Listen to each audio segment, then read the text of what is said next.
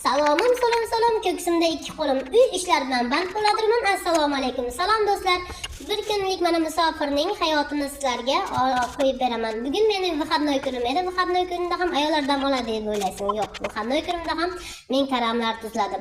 Buning uchun kerak bo'ldi bir donagina kattagina karam, ko'katlar, pomidor deb mo'y, uzr kechirasizlar, bodring, chorniy perez, ya'ni molotkaligi, chesnok kerak bo'ldi, ko'katlar va bu yoqda suvni qaynatib olganim, lavr listlari. Shunday qilib qaynoq suvni quyib chiqdim. Menda 3 ta vidroda chiqdi.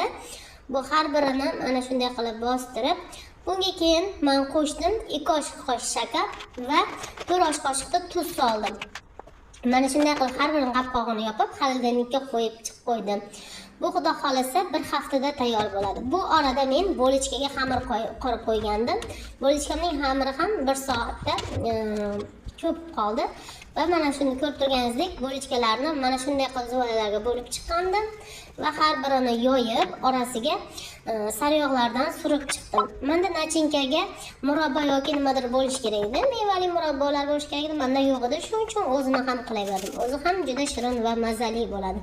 Xamirim qotib qolmasin deya mana shunday qilib paketlarni kiygizib qo'ydim. Ko'rib turganingizdek, bugungi kunimda ham dam olmadim. Yo'q, dam olmadim desam aslo to'g'ri bo'lmaydi, chunki 3 soat ertalab dam oldim. Soat 9 da turdim.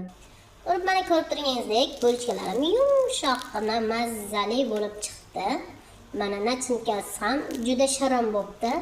Bu orada yeyishga ham uspet qildim. Chunki ko'p ish qildim, bugun qornim ochib ketgandi. Orada ularni pilisoslab, pollarni yuvib tozalab chiqdim, artib chiqdim. Hamma yoqni yuvib chiqdim. Mana ko'rib turganingizdek qip-qizil chiqdi. Kelinglar. Musofirning bir kunlik hayoti mana shunday o'tdi. Mana ko'rib turganingizdek sho'rvalarni ham tashlab